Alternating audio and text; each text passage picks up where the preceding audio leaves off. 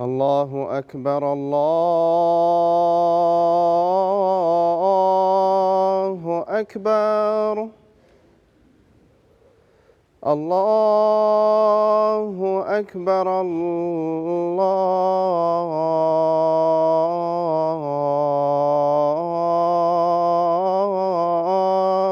أكبر. أشهد أن لا إله إلا الله.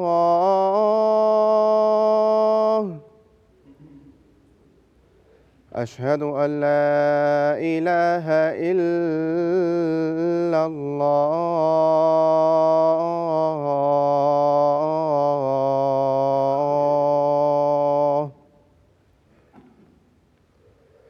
أشهد أن محمدًا رسول الله.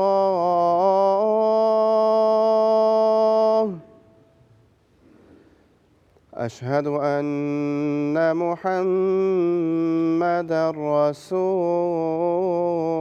الله.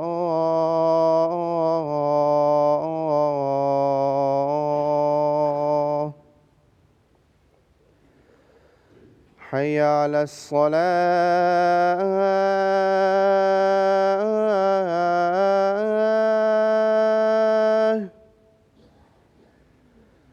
حي على الصلاة.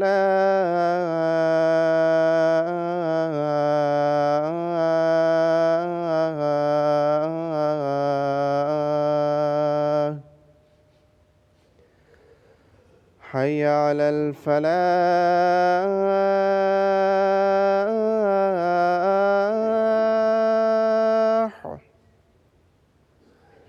حي على الفلاح.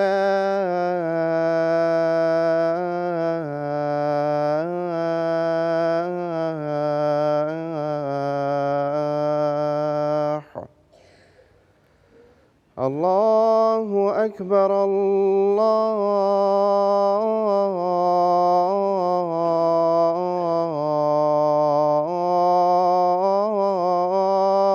أكبر. لا إله إلا الله.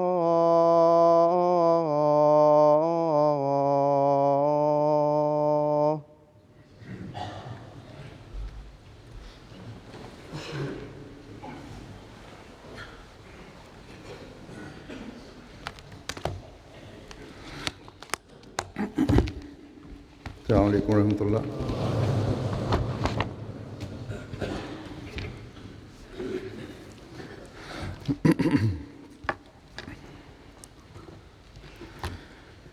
أشهد أن لا إله إلا الله وحده لا شريك له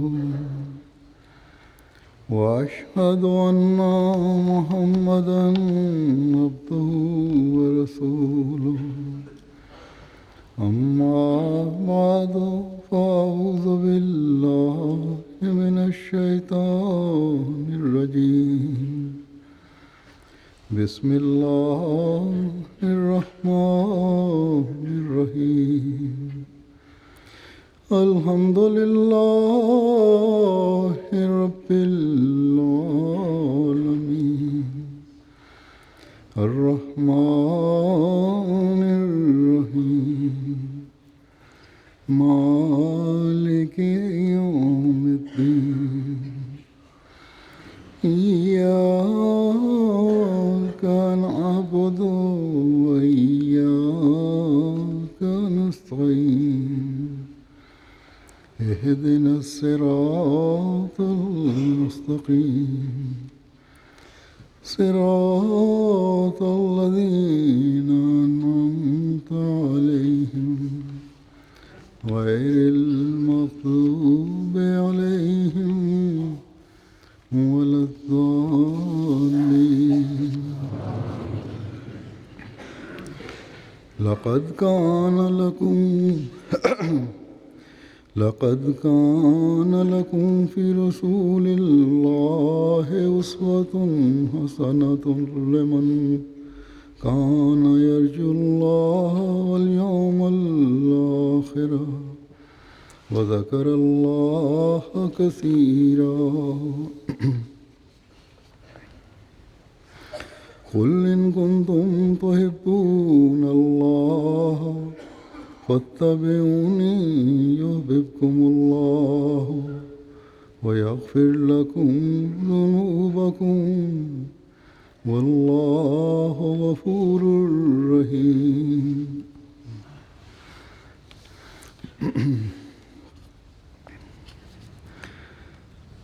ان آیات کا ترجمہ یہ ہے، پہلی آیت سورہ احزاب کی، کہ یقیناً تمہارے لیے اللہ کے رسول میں ایک نمونہ ہے ہر اس شخص کے لیے جو اللہ اور یوم آخرت کی امید رکھتا ہے اور کثرت سے اللہ کو یاد کرتا ہے.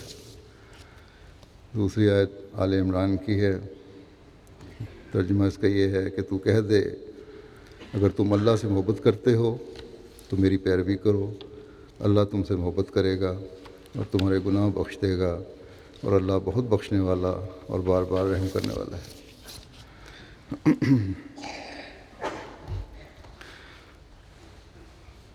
اللہ تعالیٰ نے اپنے فضلوں، احسانوں اور انعاموں کا وارث بننے کے لیے ہمیں بتایا کہ میرا عبد بنو، میرے وہ بندے بنو جو میرے حکموں پر چلتے ہیں. گزشتہ خطبے میں یہی ذکر ہو رہا تھا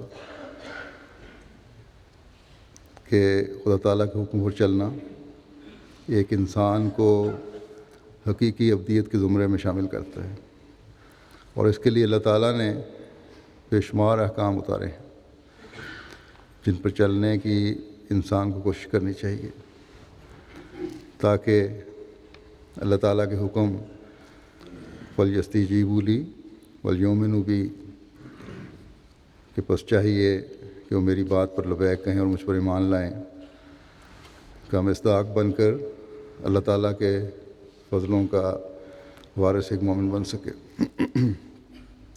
اللہ تعالیٰ کا حقیقی عبد بنے، اللہ تعالیٰ کی خوشنودی حاصل کرنے والا ہو، دعاؤں کی قبولیت کے نظارے دیکھنے والا ہو، اللہ تعالیٰ کے ارشادات، احکامات تو قرآن کریم میں ہیں جن کو پڑھتے ہیں، سنتے ہیں، لیکن انسان کی فطرت اللہ تعالیٰ نے ایسی رکھی ہے کہ وہ عملی نمونوں سے عموماً پڑھنے اور سننے کی نسبت زیادہ متاثر ہوتا ہے. ایک شوق اور لگن اس میں پیدا ہوتی ہے، اور جب کسی سے محبت کا دعویٰ ہو تو محبوب کی ہر ادا اور ہر عمل کو خود بھی اپنانے کی ایک انسان کوشش کرتا ہے، اور عمل کا رنگ پھر کچھ اور ہی ہو جاتا ہے. لیکن جب محبت کا اظہار اور اس محبت کی وجہ سے محبوب کو اپنے لیے نمونہ بنانا ایمان بھی شمار ہونے لگ جائے تو پھر ایک مومن کی اس سے بڑھ کر کوئی خواہش نہیں ہوتی اور نہیں ہونی چاہیے کہ وہ محبوب کی خوشی کے ساتھ اپنے ایمان کو بھی سلامت رکھے اور اس میں ترقی کرے. ہم خوش قسمت ہیں کہ ہمیں اللہ تعالیٰ نے حضرت صلی اللہ علیہ وسلم کی امت میں سے بنایا، اور پھر آپ صلی اللہ علیہ وسلم کو ان تمام احکامات کا جو قرآن کریم کی صورت میں آپ پر اترے ہیں ایک عملی نمونہ بنا دیا، ایک ایسا عملی نمونہ جو کامل تھا، جس نے آپ کو عبد کامل بنا دیا.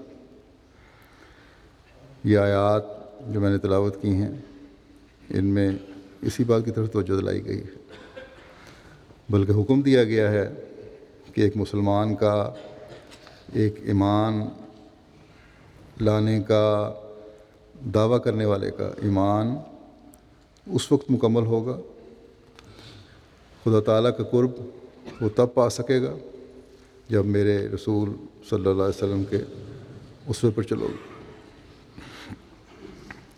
اس کے بغیر ایمان ادھورا ہے۔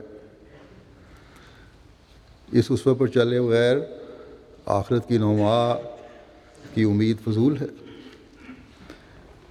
اس اسوے پر چلے بغیر نیکی نہیں کہلا سکتی۔ اس اسوے پر چلے بغیر اللہ تعالیٰ کی عبادت نہیں ہے۔ اس اسوے پر چلے بغیر اللہ تعالیٰ کی یاد اور اس کا ذکر وہ مقام نہیں دلا سکتا جو اللہ تعالیٰ کا قرب دلائے۔ اس اسوے پر چلے بغیر گناہوں سے نجات ممکن نہیں ہے۔ اس اسوے پر چلے بغیر اللہ تعالیٰ کی رحیمیت سے تم وہ حصہ نہیں پا سکتے جس کے لیے تم اللہ تعالیٰ کو پکار رہے ہو۔ اس اسوے پر چلے بغیر اللہ تعالیٰ کی محبت کو حاصل کرنے والے نہیں بن سکتے کہ یہ خدا تعالیٰ کا محبوب ترین بندہ ہے۔ اگر اس کی پیروی نہیں کی تو اللہ تعالیٰ کی محبت بھی نہیں ملے گی۔ بس جیسا کہ میں نے کہا کہ یہ ہماری خوش قسمتی ہے کہ ہم مسلمان ہیں، لیکن آپ کی امت میں سے ہونے اور مسلمان ہونے کے فیض ہم تبھی اٹھا سکتے ہیں جب ہم آپ صلی اللہ علیہ وسلم کے نقش قدم پر چلنے کی کوشش کریں، جب ہم ان احکامات کو اپنے اوپر لاگو کرتے ہوئے اس طرح بجا لانے کی کوشش کریں جس طرح حضرت صلی اللہ علیہ وسلم نے ہمیں کر کے دکھایا۔ الامام و جنتن کہہ کر ہمیں اس آیت کی یاد دہانی کروا دی کہ میرے نمونے شیطان سے بچا کر حقیقی عبد بنا سکتے ہیں، نہ کہ تمہاری کوشش۔ میری ڈھال کے پیچھے رہو تو شیطان سے بچے رہو گے۔ عبادت کا سوال ہے تو یہ نہ سمجھو کہ ایسے عمل کر کے جو میں نے نہیں کیے تم عبادت کا حق ادا کر سکو گے یا اللہ تعالیٰ کا پیار حاصل کر سکو گے۔ نہیں، یہ نہیں ہو سکتا۔ اس زمانے میں ہم پر حضرت مسیح موعود علیہ السلام کا احسان ہے جو آپ صلی اللہ علیہ وسلم کے عاشق صادق ہیں کہ ہمیں آپ کے حقیقی اسوے اور اس کو سمجھنے اور اس پر عمل کرنے کی رہنمائی فرمائی ہے۔ عبادتوں کے لیے جو نئے نئے ذکر اور محفل منعقد کرنے کی بدعات رواج پا گئی ہیں، آپ نے فرمایا کہ یہ حضرت صلی اللہ علیہ وسلم کے اسوے سے ثابت نہیں ہے، اس لیے اللہ تعالیٰ کا قرب نہیں کبھی دلا سکتے۔ بس قرب کے حصول کے لیے اسوے پر عمل کرنا ضروری ہے۔ اس وقت میں حضرت صلی اللہ علیہ وسلم کے اسوے کی چند مثالیں پیش کروں گا، آپ کے عملی نمونے، لیکن اس سے پہلے حضرت صلی اللہ علیہ وسلم کی عبادات اور دوسرے نمونے پیش کروں جو ہمارے لیے رہنما ہیں، جن کے کرنے سے ہم اللہ تعالیٰ کا حقیقی عبد بن سکتے ہیں اور اس کو پیار حاصل کرنے والا بن سکتے ہیں۔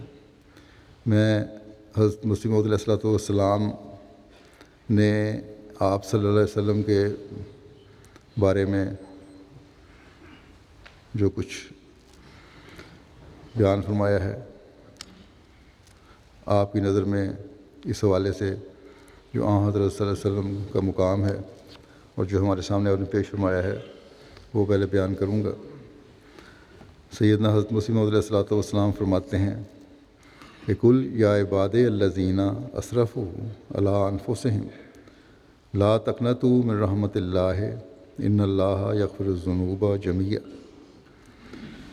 یعنی کہ اے میرے غلاموں جنہوں نے اپنے نفسوں پر زیادتی کی ہے کہ تم رحمت الہی سے نا امید مت ہو، خدا تعالیٰ سارے گناہ بخش دے گا۔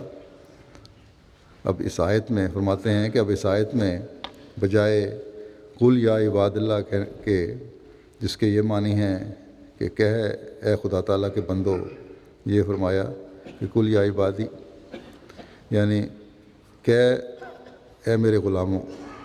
اس طرز کے اختیار کرنے میں بھید یہی ہے کہ یہ آیت اس لیے نازل ہوئی ہے کہ خدا تعالیٰ بے انتہا رحمتوں کی بشارت دے، اور جو لوگ کثرت گناہوں سے دل شکستہ ہیں ان کو تسکین بخشے۔ سو اللہ جل شانہ نے اس آیت میں چاہا کہ اپنی رحمتوں کا ایک نمونہ پیش کرے اور بندے کو دکھلاوے کہ میں کہاں تک اپنے وفادار بندوں کو انعامات خاصہ سے مشرف کرتا ہوں۔ وہ لوگ جو بالکل مایوس ہو گئے ہیں گناہوں کی وجہ سے، ان کو بتائے کہ اللہ تعالیٰ کی رحمت کس قدر وسیع ہے اور کس طرح انعامات سے نوازتا ہے۔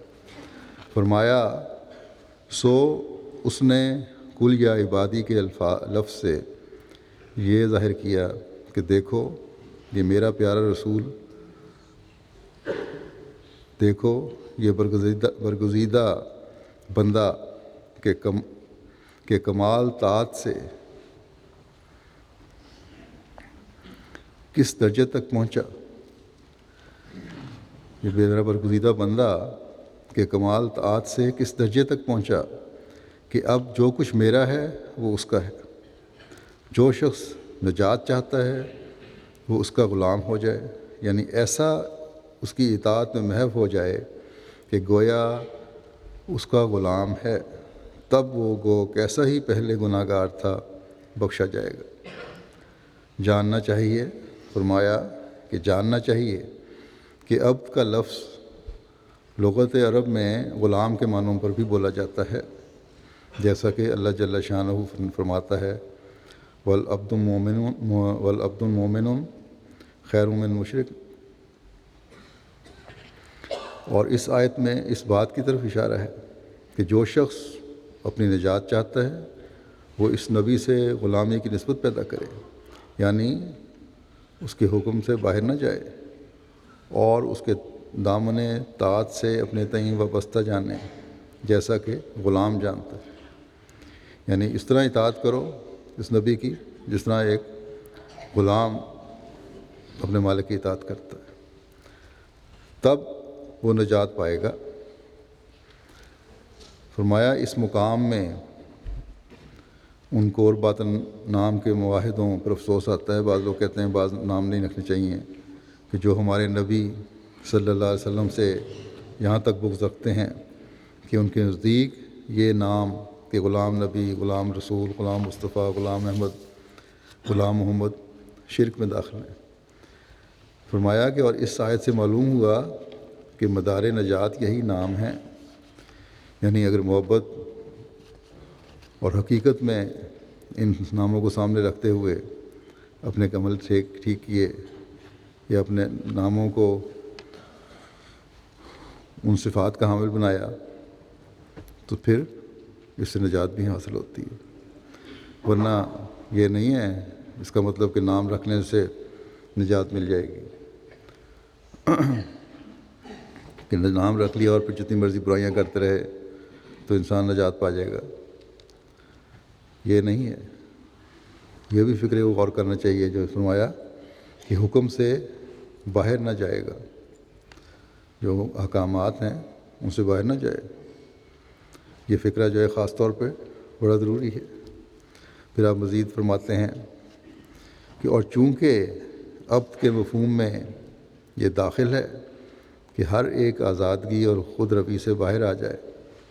یعنی ابدیت جو ہے اس وقت ہوتی ہے جب نہ اپنی آزادی رہے، نہ خود اپنے بارے میں فیصلہ کر کے خود ہی جو چاہے کرتا رہے. اس سے باہر آئے، پورا متبع اپنے مولا کا ہو.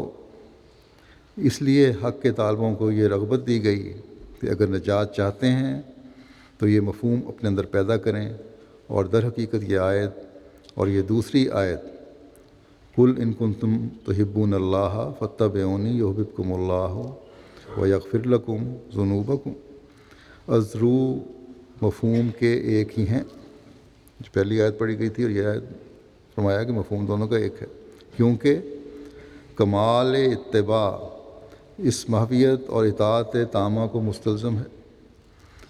یعنی جو کسی کی پیروی کا اور اتباع کا جو انتہا ہے وہ مکمل طور پہ اطاعت کے لیے لازمی ہے.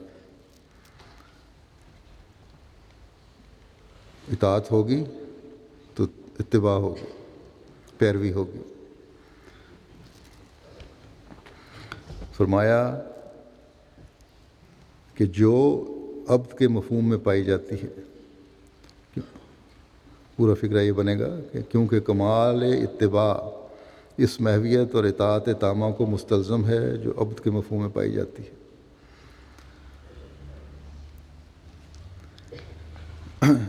یہی سر ہے کہ جیسے پہلی آیت میں مغفرت کا وعدہ بلکہ محبوب الہی بننے کی خوشخبری ہے، گویا یہ آیت کہ کل یا عبادی دوسرے لفظوں میں اس طرح پر ہے کہ کل یا متبع، یعنی اے میری پیروی کرنے والو جو بکثرت گناہوں میں مبتلا ہو رہے ہو، رحمت الہی سے ناامید مت ہو کہ اللہ جل شانہ ببرکت میری پیروی کے تمام گناہ بخش دے گا. اور اگر عباد سے صرف اللہ تعالیٰ کے بندے ہی مراد لیے جائیں تو معنی خراب ہو جاتے ہیں، کیونکہ یہ ہرگز درست نہیں کہ خدا تعالیٰ بغیر تحقق شرط ایمان اور بغیر تحقق شرط پیروی تمام مشرکوں اور کافروں کو یوں ہی بخش دے گا. یعنی اگر ایمان میں کامل نہیں ہے اور پیروی اور اتباع میں کامل نہیں ہے تو بخشا نہیں جا سکتا. پھر تو مشرکوں اور کافروں کو یوں نہیں بدل دے گا، بخش دے گا اللہ تعالیٰ. فرمایا ایسے معنی تو نصوص بینہ قرآن سے صریح مخالف ہیں. بس یہ خوشخبری ہے ہر اس شخص کے لیے جو کہ کامل اطاعت کرتا ہے، پیروی کرتا ہے حضرت صلی اللہ علیہ وسلم کے لیے، کہ اس کامل پیروی سے شدید ترین گناہ بھی دھل جاتے ہیں. اسوہ کے نمونے جیسا کہ میں نے کہا پیش کروں گا. اس رمضان میں جو خدا تعالیٰ نے ایسا ماحول پیدا فرمایا ہے کہ نیکیوں، اور ہر سال جو رمضان آتا ہے تو ماحول پیدا ہوتا ہے، نیکیوں اور عبادتوں کی طرف توجہ پیدا ہوتی ہے، اور اب بھی ہوئی ہے. تو اگر حقیقت میں خدا تعالیٰ کا عبد اور پیارا بننا ہے تو پھر حضرت صلی اللہ علیہ وسلم کی پیروی کہ اسوے کی پیروی کو جاری رکھنا بھی ضروری ہے. یہی نہیں کہ ایک دفعہ عمل کر لیا. آپ کا عمل یا نمونہ کسی ایک چیز کے بارے میں نہیں تھا، نہ ہی رمضان کے لیے مخصوص تھا، بلکہ حضرت عائشہ رضی اللہ عنہا کے بقول کانا خلقہ القرآن تھا اور تمام زندگی پر حاوی تھا. آپ کا خلق قرآن عظیم تھا. پس حضرت مسیح موعود علیہ الصلوۃ والسلام نے جب فرمایا کہ گناہوں سے دل شکستوں کو امید کی کرن دکھائی دیتی ہے اس سے، تو وہ تبھی ہے جب اس اسوے پر عمل کا مصمم ارادہ ہو اور پھر نہ صرف ارادہ ہو بلکہ عمل بھی ہو، اور پھر باقاعدگی بھی ہو۔ پھر حضرت مسیح موعود علیہ السلام فرماتے ہیں اس جگہ یہ بھی یاد رہے کہ ماحصل اس آیت کا یہ ہے، خلاصہ اس آیت کا یہ بنے گا، یہ اصل مضمون یہ بنے گا، مقصد یہ بنے گا کہ جو لوگ دل و جان سے تیرے یا رسول اللہ غلام بن جائیں گے، ان کو وہ نور ایمان اور محبت اور عشق بخشا جائے گا کہ جو ان کو غیر اللہ سے رہائی دے دے گا، اور وہ گناہوں سے نجات پا جائیں گے، اور اسی دنیا میں ایک پاک زندگی ان کو عطا کی جائے گی، اور نفسانی جذبات کی تنگ و تاریک قبروں سے وہ نکالے جائیں گے۔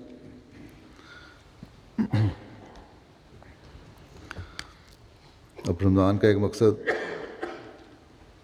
خدا تعالیٰ کی رضا چاہنا، اس کا بننا، اس کی عبادت کرنا بھی ہے، اور یہی غیر اللہ سے نجات ہے۔ تو اس کو پورا کرنے کے لیے حضرت صلی اللہ علیہ وسلم کے اسوے کی پیروی ضروری ہے۔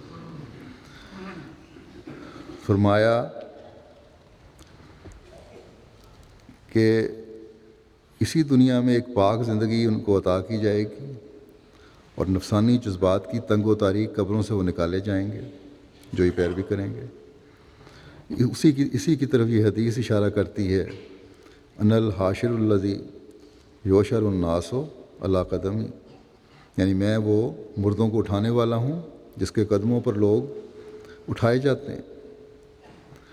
قدموں پر اٹھائے جانے کا یہ مطلب ہے کہ میری پیروی کرنے والے ہیں، میرے نقش قدموں پر چلنے والے ہیں۔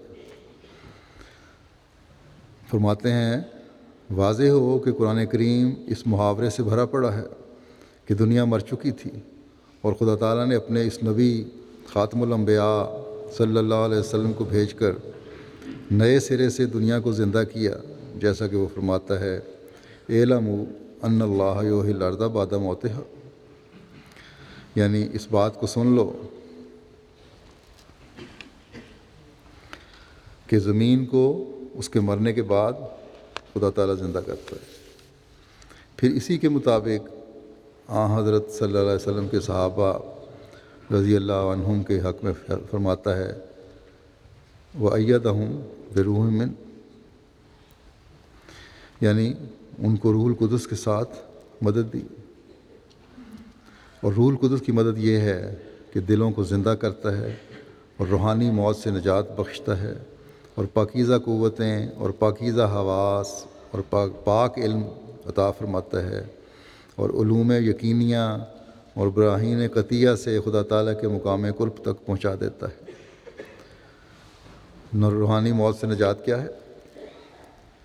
یہ دنیاوی خواہشات کو قربان کرنے کا نام ہے، یہ اپنے نفس کو قربان کرنے کا نام ہے، جس کی طرف اللہ تعالیٰ نے قرآن کریم میں بار بار توجہ دلائی ہے۔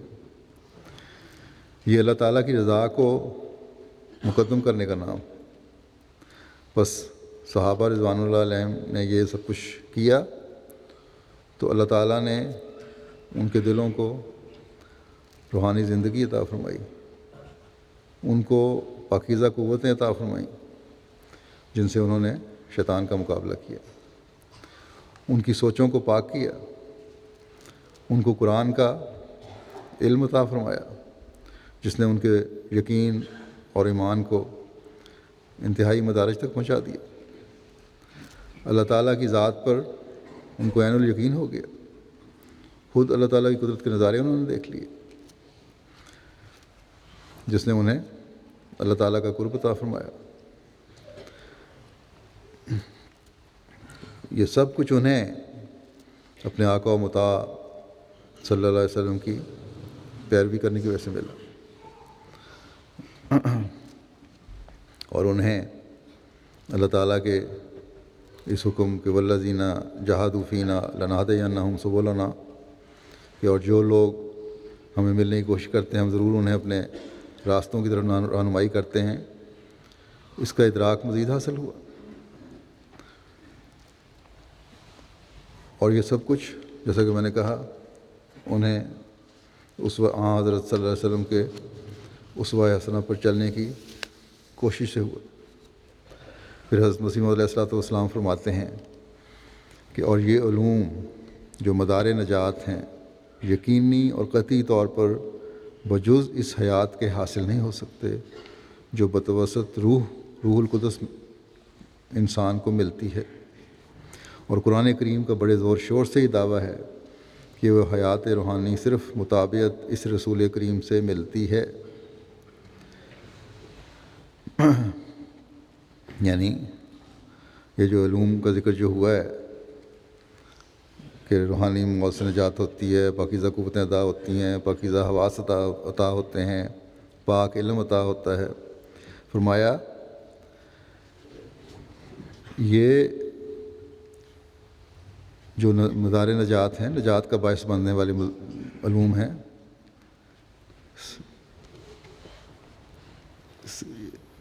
صرف اس طرح حاصل نہیں ہو سکتے کہ خود اس زندگی میں انسان کوشش کر لے، بلکہ انسان کو روح القدس سے ملتے ہیں یہ، اور فرمایا کہ روح القدس سے ملتے ہیں۔ اور قرآن کریم کا بڑے زور شور سے یہ دعویٰ ہے کہ وہ حیات روحانی صرف مطابقت اس رسول کریم سے ملتی ہے۔ یہ روحانی زندگی ہے، جسمانی زندگی نہیں ہے، جو کہ حضرت صلی اللہ علیہ وسلم کے اسوے پر چلنے اور آپ کی پیروی سے ملتی ہے۔ اور تمام وہ لوگ جو اس نبی کریم کی مطابقت سے سرکش ہیں وہ مردے ہیں۔ فرمایا تمام وہ لوگ جو اس نبی کریم کی مطابقت سے سرکش ہیں وہ مردے ہیں جن میں اس حیات کی روح نہیں ہے، یعنی یہ روحانی حیات کی۔ پھر فرمایا اور روحانی حیات سے مراد انسان کے وہ علمی اور عملی گواہ ہیں جو روح القدس کی تائید سے زندہ ہو جاتے ہیں۔ اور قرآن کریم سے ثابت ہوتا ہے کہ جن احکام پر اللہ جل شانہ انسان کو قائم کرنا چاہتا ہے وہ 600 ہیں۔ ایسا ہی ان کے مقابل پر جبرائیل علیہ السلام کے پر بھی 600 ہیں، اور بیضۂ بشریت جب تک 600 حکم کو سر پر رکھ کر جبرائیل کے پروں کے نیچے نہ آوے، اس میں فنا فی اللہ ہونے کا بچہ پیدا نہیں ہوتا۔ یعنی انسان کے جو خول ہے، جو انڈا ہے، ایک پیدائش کا مثال دی گئی ہے، وہ ان 600 احکامات کو اپنے اوپر جب تک طاری نہ کرو، اس وقت تک لاگو نہ کرو، اس وقت تک فنا فی اللہ نہیں انسان ہو سکتا، وہ بچہ نہیں پیدا ہو سکتا جس سے انسان اللہ تعالیٰ کے قریب ترین ہو جائے۔ فرمایا اور انسانی حقیقت اپنے اندر 600 بیضے کی استعداد رکھتی ہے۔ یہ نہیں ہے کہ کوئی مشکل چیز ہے، انسان کی فطرت میں اللہ تعالیٰ نے یہ طاقت دی ہے کہ اگر وہ چاہے اور کوشش کرے تو ان احکامات کو اپنے اوپر طاری کرنے کی طاقت رکھتی ہے، استعداد رکھتی ہے۔ فرمایا پس جس شخص کو 600 بیضہ استعداد جبرائیل کے 600 پر کے نیچے آ گیا، جس شخص کا 600 بیضہ استعداد جبرائیل کے 600 پر کے نیچے آ گیا، وہ انسان کامل، اور یہ تولد اس کا تولد کامل، اور یہ حیات کامل ہے۔ یعنی یہ چیزیں حاصل ہو جائیں تو تبھی حقیقی روحانی پیدائش بھی ہوتی ہے اور حقیقی روحانی زندگی بھی ملتی ہے۔ بس ان 600 احکامات کو اپنے اوپر لاگو کرنے کی کوشش کرو۔ فرمایا کہ اور غور کی نظر سے معلوم ہوتا ہے کہ بیضۂ بشریت کے روحانی بچے جو روح القدس کی معرفت حضرت صلی اللہ علیہ وسلم کی مطابقت کی برکت سے پیدا ہوئے، وہ اپنی کمیت اور کیفیت اور صورت اور نوع اور حالت میں تمام انبیاء کے بچوں سے اتم اور اکمل ہے۔ یعنی حضرت صلی اللہ علیہ وسلم کی پیروی سے یہ جو روحانی بچے پیدا ہوئے، انسان کے اندر جو صفات پیدا ہوئی روحانی، وہ اپنی کمیت کے حساب سے بھی، اپنی کیفیت کے حساب سے بھی، اپنی صورت شکل کے حساب سے بھی، اپنی نوع اور قسم کے حساب سے بھی، ہر حالت میں دوسرے انبیاء کے ذریعے سے جو روحانی انقلاب آیا اس سے بہت بڑھ کر ہیں۔ اور فرماتے ہیں اسی کی طرف اشارہ ہے جو اللہ جل شانہ فرماتا ہے کنتم خیر امۃ اخرجت للناس، یعنی تم سب امتوں سے بہتر ہو جو لوگوں کی اصلاح کے لیے پیدا کیے گئے ہو۔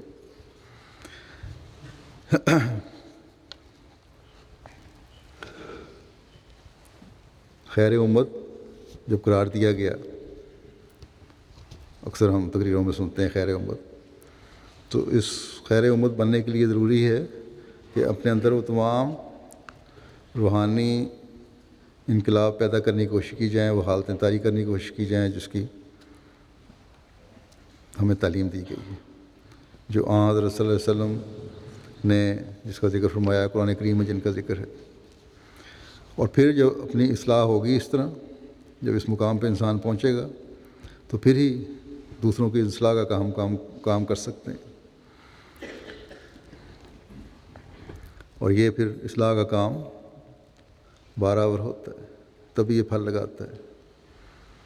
جب اس اسوہ رسول پر ہم چلنے کی کوشش کریں گے، اپنی زندگیاں اس کے مطابق ڈھالیں گے، اپنے جائزے ہر وقت لیتے رہیں گے، اپنی روحانی ترقی کی طرف قدم بڑھاتے رہیں گے یا بڑھانے کی کوشش کرتے رہیں گے، یہ دیکھیں گے کہاں اور کن معاملات میں اور کس طرح اور کس حد تک ہم ان پر عمل کرنے کی کوشش کر رہے ہیں جو اللہ تعالیٰ نے احکامات دیے ہیں قرآن کریم میں، تو تبھی ہم اپنے اندر بھی انقلاب پیدا کریں گے، تبھی ہم اسلام کا حقیقی پیغام بھی دنیا تک پہنچا سکیں گے۔ بس بے شک گناہ گار بھی ایک عبد بن سکتا ہے اللہ تعالیٰ کا، تمام گناہ اس کے معاف ہو سکتے ہیں، لیکن اسوہ رسول پر چلنے سے اور اس کے لیے کوشش کرنے سے اور اپنی تمام تر طاقتوں سے اس کی کوشش کرنے سے۔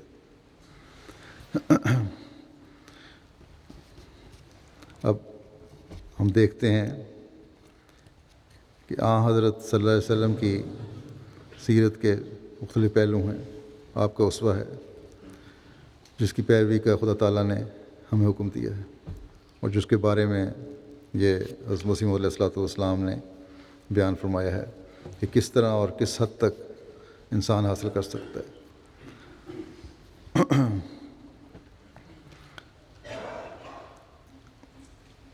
اور اس پر چلنے سے پھر اللہ تعالیٰ کی محبت بھی ملتی ہے، جس سے بندہ اپنے پیار کرنے والے خدا کی آغوش میں آ جاتا ہے۔ سب سے پہلے ہم دیکھتے ہیں کہ خدا تعالیٰ سے محبت، اس کی شکر گزاری اور اس کی عبادت کے کیا نمونے آپ صلی اللہ علیہ وسلم نے قائم فرمائے۔ وہ عظیم نبی جو تمام دن حکومتی معاملات اور اپنے ماننے والوں کی اصلاح اور تربیت اور ان کو روحانی ترقی کی راہیں دکھانے میں مصروف رہتا تھا،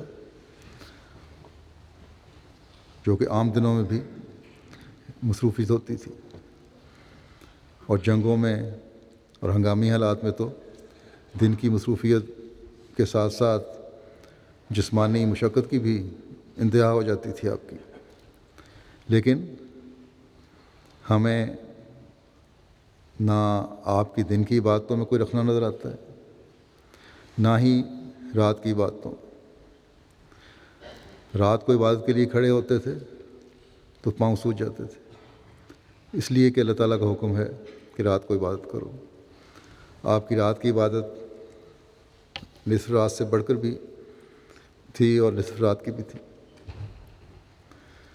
اللہ تعالیٰ فرماتا ہے کہ انا ناشئۃ اللیل ہی اشد وطئا واقوم قیلا،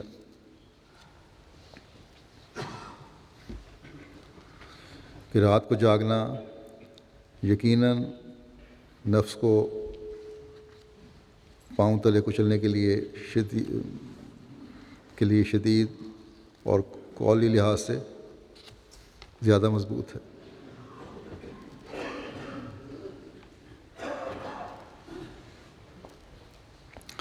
حضرت عائشہ رضی اللہ تعالیٰ عنہا نے ایک دفعہ عرض کی کہ یا رسول اللہ صلی اللہ علیہ وسلم، آپ تو پہلے ہی خدا تعالیٰ کے مقرب ہیں، آپ اپنے نفس کو اتنی تکلیف میں کیوں ڈالتے ہیں؟ فرمایا اے عائشہ افلا اکون عبدا شکورا،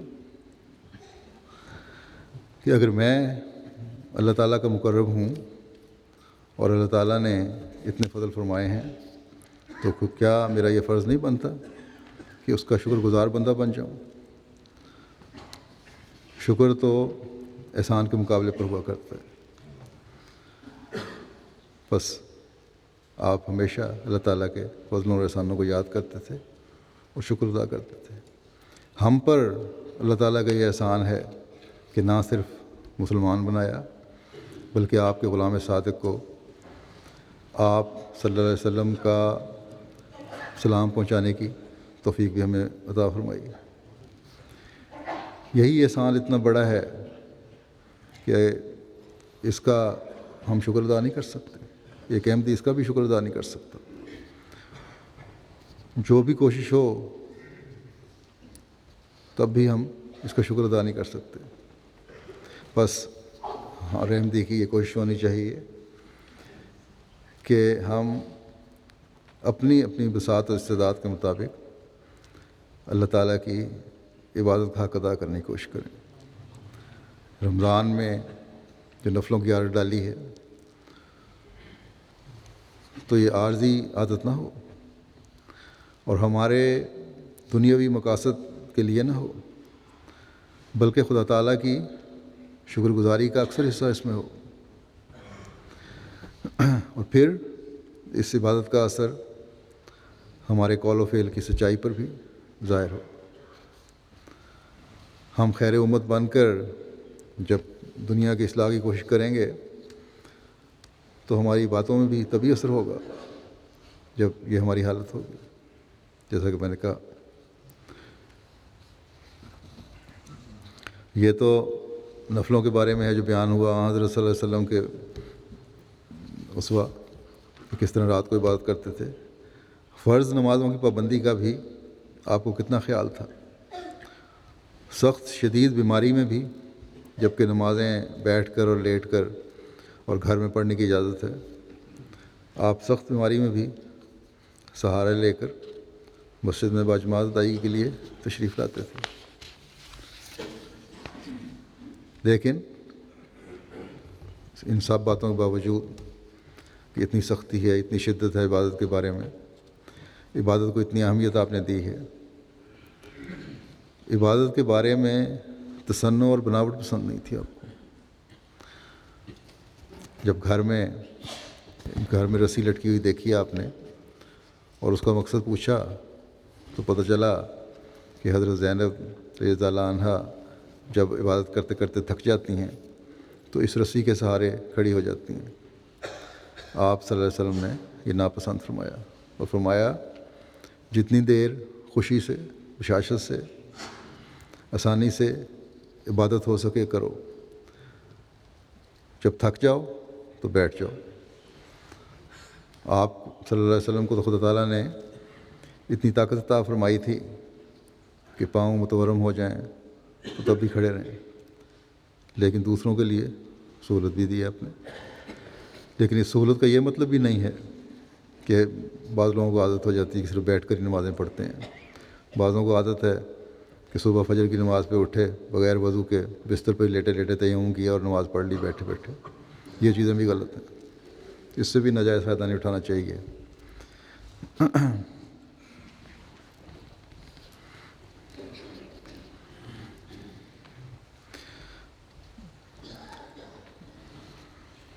کیونکہ یہ عبادت نہیں ہے. پھر اپنی طاقتوں اور استعدادوں کو انتہا تک پہنچانے کی ضرورت ہے. اپنی طاقتوں کے مطابق ہر بندہ اندازہ لگائے ہر شخص اندازہ لگائے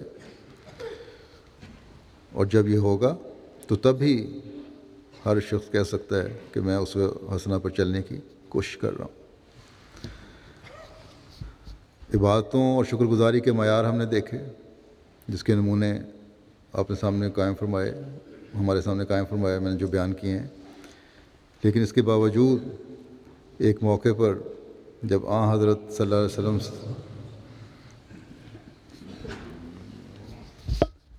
نے یہ سنا کہ کوئی شخص وسلم نے یہ فرمایا کہ کوئی شخص اپنے عملوں سے جنت میں داخل نہیں ہوگا تو حضرت ابو ہریرہ نے پوچھا کہ یا رسول اللہ کیا آپ بھی اپنے اعمال سے جنت میں داخل نہیں ہوں گے؟ آپ تو ساری ساری رات عبادت کرنے والے ہیں، پاؤں متورم ہو جاتے ہیں، ایسی فنا کی حالت ہوتی ہے۔ آپ صلی اللہ علیہ وسلم نے فرمایا ہاں میں بھی اپنے اعمال کے زور سے جنت میں داخل نہیں ہو سکتا، ہاں خدا تعالیٰ کا فضل اور اس کی رحمت ہی مجھے جنت میں داخل کرے گی۔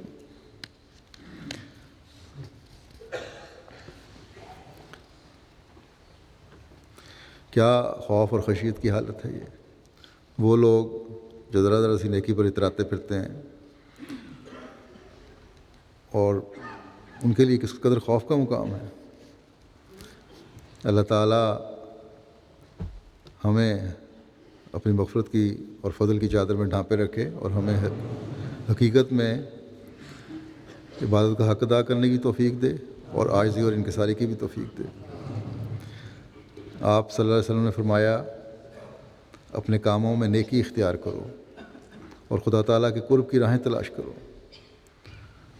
فرمایا کہ کوئی شخص موت کی خواہش نہ کیا کرے، کیونکہ اگر وہ نیک ہے تو نیکیوں میں بڑھے گا اور اللہ تعالیٰ کے فضلوں کا وارث ہوگا، اور اگر بد ہے تو توبہ کی توفیق مل جائے گی۔ یہ توبہ کی توفیق بھی خدا تعالیٰ کے فضل سے ہی ملتی ہے، اس کے لیے بھی دعا کرنی چاہیے، ورنہ دنیا میں اکثریت تو ایسی لوگوں کی ہے جو برائیوں میں مبتلا ہیں اور اس میں بڑھتے چلے جاتے ہیں۔ یہ جو آپ نے فرمایا یہ مومنوں کے لیے فرمایا، اور ان معمولی بدیوں اور کے بارے میں فرمایا کہ پھر اپنی کمزوریاں دور کرنے کی توفیق ملے گی۔ بس رمضان میں بھی انسان کوشش کرتا ہے کہ اپنی کمزوریاں دور کرے، بدیوں کو دور کرے، تو اس لیے بھی اس کوشش میں بھی بڑھنا چاہیے اور پھر اس کو جاری رکھنا چاہیے۔ یہ آپ صلی اللہ علیہ وسلم کا فرمان ان لوگوں کے لیے ہے جو توبہ کی طرف توجہ کریں اور توجہ کر کے نیکیوں میں بڑھنے کی کوشش کرتے ہیں، اور یہ دعا کرتے ہیں کہ موت تو مقدر ہے لیکن اس وقت آئے جب اے اللہ تو راضی ہو۔ آپ نے فرمایا کہ اپنی صلاحیتوں اور اللہ تعالیٰ کے انعامات کا صحیح استعمال نہ کرنا بھی گستاخی ہے، اور ان صلاحیتوں کا صحیح استعمال جو ہے وہ اب عبادت میں ہے۔ اللہ تعالیٰ نے یا کہہ سکتے ہیں جو ان صلاحیتوں کا صحیح استعمال جو ہے وہ بھی عبادت ہے۔ اللہ تعالیٰ نے جو اعضاء دیے ہیں، کان، آنکھ، زبان، ہاتھ، پاؤں وغیرہ، ان سے نیکی کے کام کرنا بھی عبادت بن جاتا ہے۔ کانوں سے نیکی کی باتیں سننا اللہ تعالیٰ کی رضا حاصل کرنے والا بناتا ہے، لیکن لوگوں کی غیبتیں اور چغلیاں سننا گناہ ہے۔ لیکن اگر کوئی اپنے کان اس لیے بند کرا لے اور مستقل بند رکھے کہ میں برائی کی باتیں نہ سنوں، تو یہ بھی ان کا صحیح استعمال نہیں ہے، بلکہ ایک طرح کی گستاخی بن جاتی ہے۔ اسی طرح آنکھ ہے، زبان ہے، ہاتھ ہیں اور باقی اعضاء ہیں، ان کے استعمال کا بھی یہی حال ہے۔ آج کل رمضان سے ہم گزر رہے ہیں تو اللہ تعالیٰ کا حکم ہے کہ سحری کھاؤ اور افطاری کرو۔ آپ نے اپنے عمل سے ہمیں یہ کر کے دکھایا کہ اگر کوئی اللہ تعالیٰ کے اس حکم پر نہیں چلتا تو یہ بھی گستاخی اور گناہ ہے، سوائے اس کے مجبوری کے۔ بعض مجبوریاں ہو جاتی ہیں جب آدمی کو فوری طور پہ افطاری بھی نہیں ملتی یا سحری کا نہیں کھائی جا سکتی، اور اگر پھر کوئی صحت کے باوجود روزہ نہیں رکھتا تو یہ بھی گستاخی اور گناہ ہے۔ گویا خدا تعالیٰ کی نعمتوں کا جو کسی بھی صورت میں مہیا ہیں، خدا تعالیٰ کے حکم سے فائدہ اٹھانا اور جائز طریق سے فائدہ اٹھانا یہی نیکی بن جاتی ہے، اور ان کا ناجائز استعمال گناہ ہے یا بے وقت استعمال گناہ ہے، اور یہی آپ صلی اللہ علیہ وسلم نے ہمیں اپنے عمل سے کر کے دکھایا۔ آپ صلی اللہ علیہ وسلم کا تحمل بھی انتہا کو پہنچا ہوا تھا۔ شراب کی حرمت سے پہلے ایک صحابی نے نشے میں آپ کو بہت کچھ کہہ دیا، آپ خاموشی سے سنتے رہے، کچھ نہیں کہا اسے۔ جب آپ کو اللہ تعالیٰ نے بادشاہت بھی عطا فرما دی، مدینہ آ گئے، حکومت بھی قائم ہو گئی، تو اس وقت بھی اس کی اعلیٰ مثالیں اس تحمل کی ہمیں ملتی ہیں۔ دنیا میں تو ہم دیکھتے ہیں کہ کسی کے پاس 4 پیسے آ جائیں یا تھوڑا سا عہدہ مل جائے تو ناک پر مکھی نہیں بیٹھنے دیتا، طبیعت کے خلاف کوئی بات ہو جائے تو ناک منہ چڑھانے لگ جاتا ہے۔ لیکن آپ کا رویہ کیا ہوتا تھا؟ ایک مرتبہ ایک یہودی آیا اور آ کر آپ صلی اللہ علیہ وسلم سے بحث شروع کر دی، اور دوران بحث بار بار اے محمد صلی اللہ علیہ وسلم کہہ کر بات کرتا تھا۔ وہ تو صرف اے محمد ہی کہتا تھا۔ یہ وہ زمانہ تھا جب آپ مدینہ کے حاکم تھے، بلکہ ارد گرد اور دور تک آپ کی بادشاہت اور حکومت پھیل چکی تھی۔ صحابہ کو یہودی کا یہ طرز گفتگو پسند نہیں آیا، کیونکہ صحابہ تو حضرت صلی اللہ علیہ وسلم کو یا رسول اللہ کہہ کر مخاطب کیا کرتے تھے، اور غیر مسلم جو تھے آپ کو آپ کی کنیت ابو القاسم سے کہہ کر پکارتے تھے۔ تو یہودی کے اس طرح بار بار اے محمد کہنے پر صحابہ نے اسے غصے سے ٹوکا کہ اگر رسول اللہ نہیں کہہ سکتے تو آپ کی کنیت سے نام پکارو، ابو القاسم کہو۔ یہودی نے کہا کہ میں تو اسی نام سے بلاؤں گا جو آپ کے ماں باپ نے آپ کا رکھا ہے۔ اس پر آپ صلی اللہ علیہ وسلم مسکرائے اور فرمایا یہ ٹھیک کہتا ہے، میرے ماں باپ نے میرا نام محمد ہی رکھا ہے، اس طرح اس کو مخاطب کرنے دو اور غصہ نہ کرو۔ بعض دفعہ ایسا ہوتا کہ لوگ آپ کا ہاتھ پکڑ کر کھڑے ہو جاتے، آپ کے ضروری کاموں میں بسا اوقات روک پیدا ہو رہی ہوتی، آپ کا وقت ضائع ہو رہا ہوتا، لیکن بڑے صبر اور تحمل سے ان کی باتیں آپ سنتے اور ان کی حاجتیں پوری فرماتے۔ انصاف کے معیار کا یہ حال تھا کہ اگر کسی نے جرم کیا ہے تو یہ نہیں دیکھنا کہ امیر ہے یا غریب ہے، یا اعلیٰ خاندان کا ہے یا عام آدمی ہے۔ جب ایک امیر عورت نے کسی دوسرے کے مال کو ہتھیانے کی کوشش کی، اس سے قبضہ کیا تو اس کو سزا ہوئی، تو بہت سے لوگوں میں جو قبائل تھے ان میں بڑی بے چینی پیدا ہو گئی، بعضوں میں، خاص طور پر ان لوگوں میں جو سے قریبی تھے، یہ بڑے خاندان کی عورت ہے، اس کو کیوں سزا ہوئی ہے؟ آپ کی خدمت میں اسامہ کو سفارش کے لیے بھیجا گیا کہ اس کی سزا معاف کر دیں۔ آپ نے سنا تو غصے کا اظہار فرمایا۔ آپ وہ ہستی جو سراپا شفقت اور عفو سے کام لینے والے، خوش اخلاقی سے بات کرنے والے، غصہ کبھی نہیں آتا تھا، لیکن اس موقع پر غصہ آیا آپ کو کہ خدائی حکم کے مخالف سفارش کرنے آئے ہو میرے پاس۔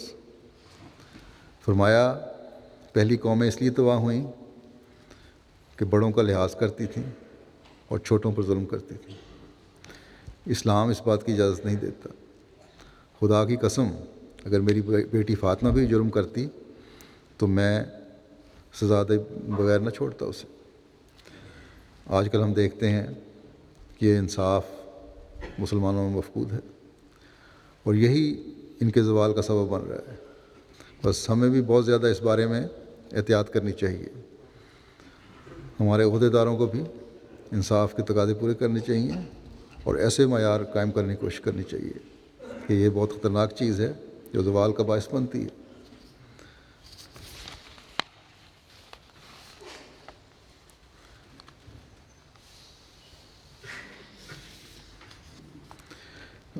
پھر دشمن سے انصاف کا قرآنی حکم ہے، تو اس کا کیا نمونہ دکھایا، اس کی بھی ایک مثال دیتا ہوں۔ صحابہ کو کسی جگہ مکہ میں کی طرف آپ نے خبر رسانی کے لیے بھجوایا۔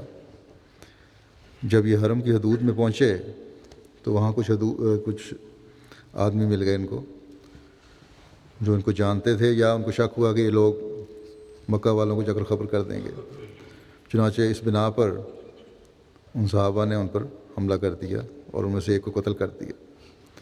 جب یہ صحابہ واپس مدینے پہنچے تو پیچھے پیچھے مکے والوں کی طرف سے بھی ایک وفد شکایت لے کر آ گیا کہ اس طرح حرم کی حدود میں انہوں نے قتل کیا۔ ان کو جواب دیا جا سکتا تھا کہ تم نے مسلمانوں پر جو اتنے ظلم کیے ہیں اور حرم کی حدود میں بھی جرم کیے ہیں وہ بھول گئے ہو، لیکن آپ صلی اللہ علیہ وسلم نے فرمایا کہ ٹھیک ہے، شاید ان لوگوں نے ان صحابہ کا مقابلہ نہ کیا ہو اس وجہ سے کہ حرم میں پناہ لے لیں گے اور ان کی جان محفوظ ہو جائے گی۔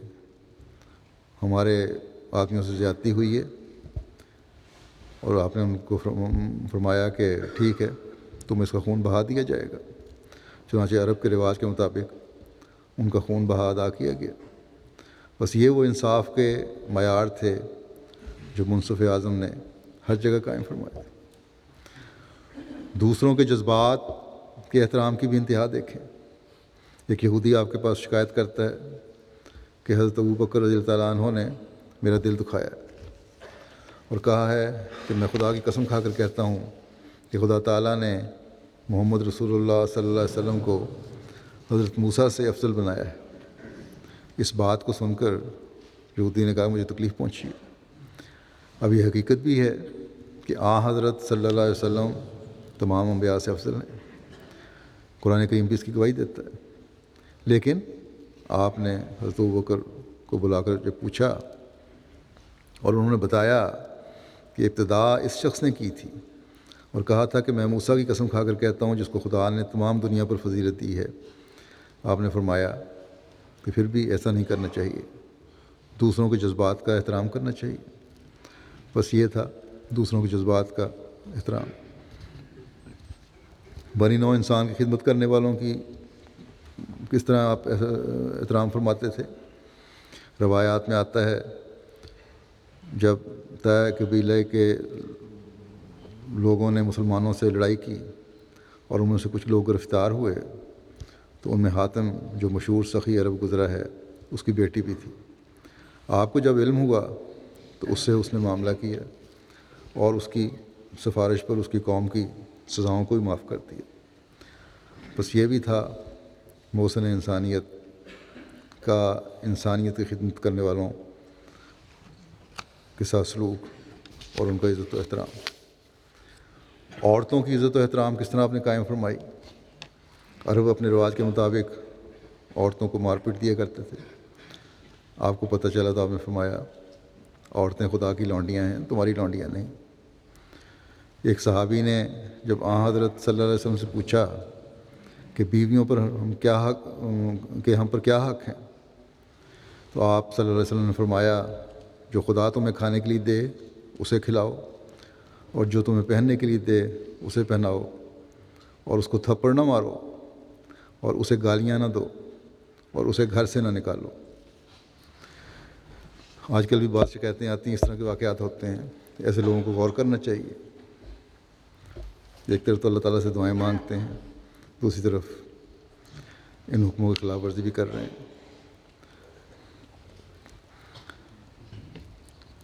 حضرت صلی اللہ علیہ وسلم نے فرمایا تم میں سے بہتر وہ ہے جو اپنے اہل خانہ کے ساتھ حسن سلوک میں سب سے بہتر ہے، اور میں تم سب سے بڑھ کر یہ حسن سلوک کرنے والا ہوں۔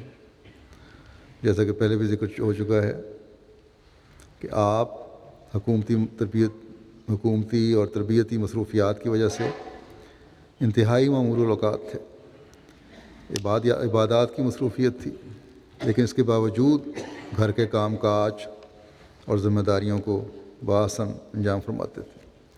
حضرت عائشہ رضی اللہ عنہا فرماتی ہیں کہ جتنا وقت آپ گھر میں ہوتے گھر والوں کی مدد اور خدمت میں مصروف رہتے، آپ کی دوسری ذمہ داریاں گھریلو کاموں میں حارج نہیں ہوتی تھیں۔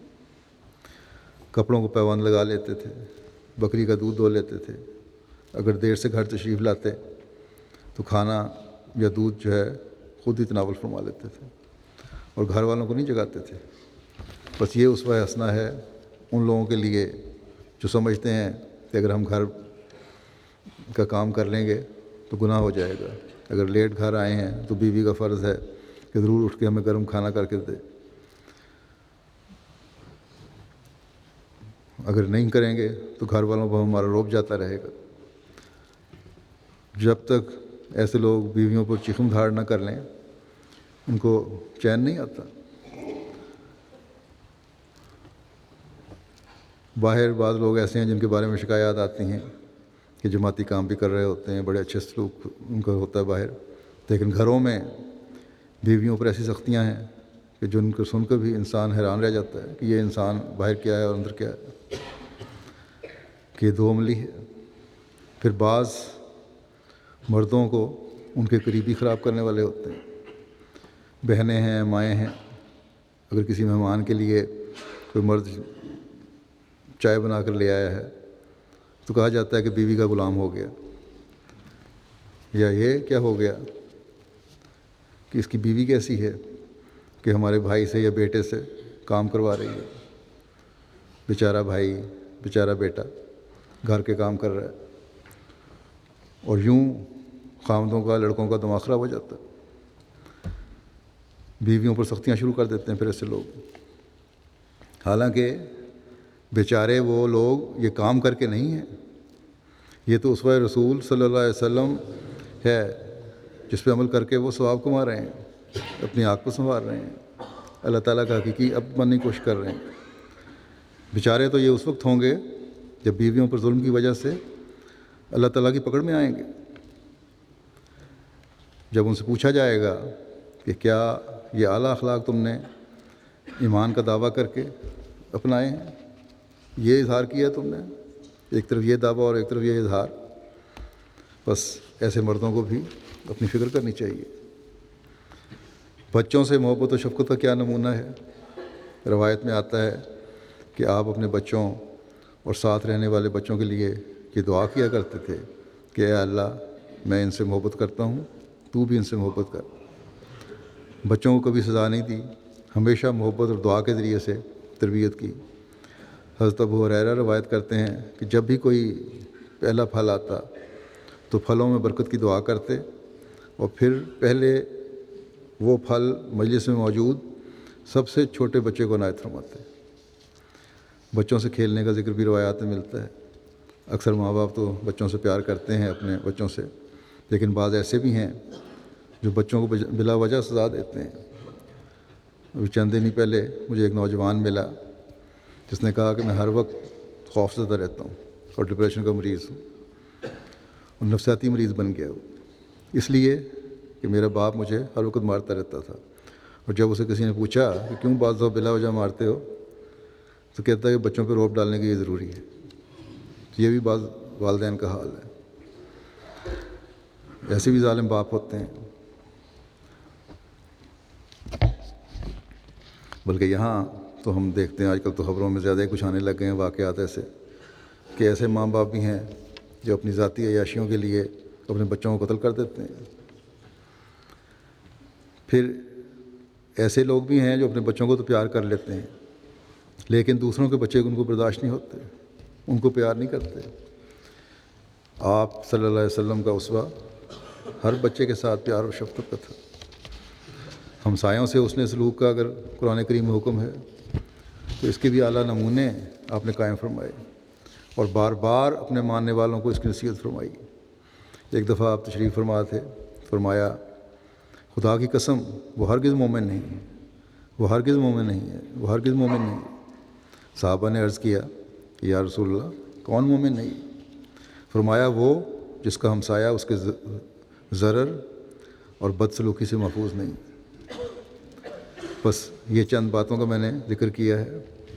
رشتہ داروں سے حسن سلوک ہو, یا تعاون باہمی کا معاملہ ہو, یا چشم پوشی کا معاملہ ہو, یا تجسس سے بچنے کا معاملہ ہو, نیک زنی کا معاملہ ہو, یا کسی بھی اعلیٰ اخلاق کا, آپ کے نمونے اور آپ کی نسائیں ہمیں ہر جگہ ملتی ہیں. بس یہ عبد کامل تھا جس نے ہر معاملے میں کامل نمونہ دکھا کر ایک انقلاب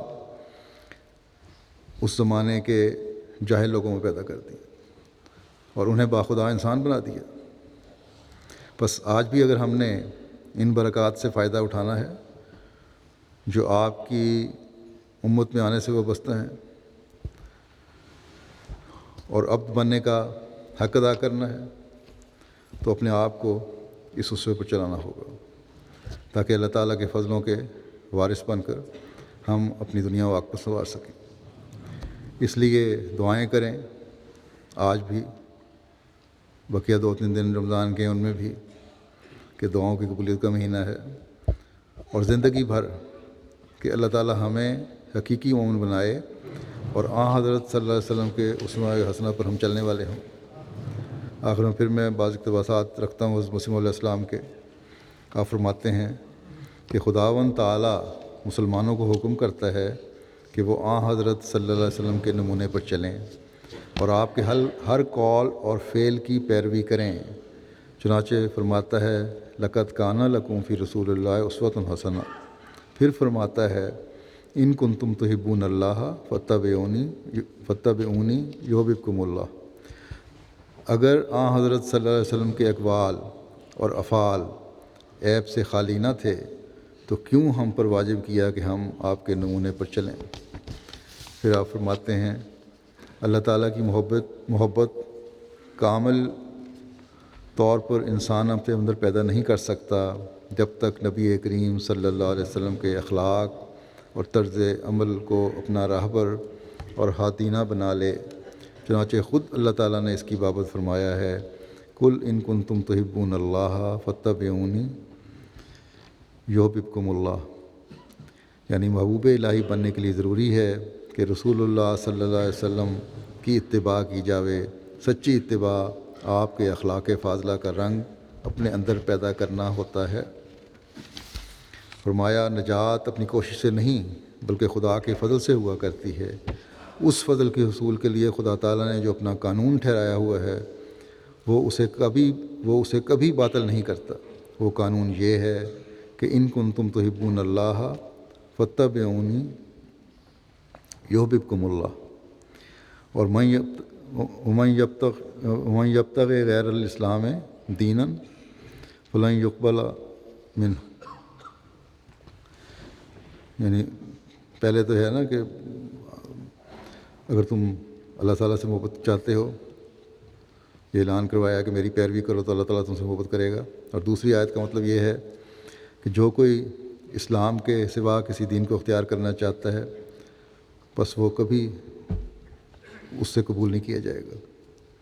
اسلام ہی ایک دین ہے جس میں چلنا چاہیے، اور اسلام کیا ہے؟ حضرت صلی اللہ علیہ وسلم کا ہر قول و فعل۔ اللہ تعالیٰ ہمیں اس حقیقت کو سمجھنے کی توفیق عطا فرمائے۔ یہ رمضان ہمیں اس بات کا صحیح ادراک دلا کر رخصت ہو اور آئندہ آنے والے رمضان تک ہم اس اسوے کی پہ چلتے ہوئے نئی منزلیں طے کرنے والے بن جائیں۔